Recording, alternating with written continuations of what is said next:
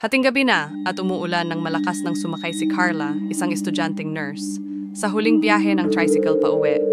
Habang papalapit siya, napansin niya ang isang batang babae na nakaupo sa maliit na upuan sa tabi ng driver. Marumi ang mukha ng bata, pero maganda ang kanyang ngiti.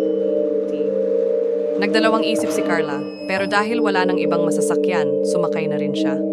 Habang bumibiyahe sila sa madilim at pasang kalsada, palihim niyang sinulyapan ang bata. Napansin niyang nakangiti ito sa kanya. At kahit marumi ang mukha, napakaganda ng mga ngipin nito. Hindi mapigilan ni Carla na magtanong, "Anong pangalan mo?" Hindi sumagot ang bata. Patuloy lang itong nakangiti na tila wala siyang naririnig. Bago sila dumating sa kanyang bababaan, tumingin muli si Carla sa bata at sinabing, "May dumi ka sa mukha." Lalong lumapad ang ngiti ng bata, pero may kakaibang lamig sa mga mata nito na nagpatayo ng balahibo ni Carla. Huminto ang tricycle at bumaba si Carla. Habang nagbabayad, tinanong niya ang driver, "Anak niyo po ba yung bata? Ang ganda niya, pero ang dumi ng mukha niya."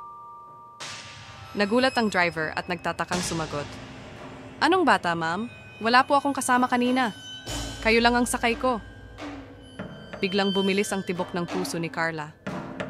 Lumingon siya sa tricycle. Wala ng bata sa maliit na upuan. Basa ito ng ulan, pero wala kahit anong bakas ng tao. Habang papalayo ang tricycle, narinig ni Carla ang mahinang tawa ng bata na nagmumula sa likuran niya. Sa takot, nagmadali siyang umuwi, nangangakong hindi na muling sasakay ng huling biyahe. Ikaw, kakayanin mo bang sumakay sa tricycle sa gitna ng ulan?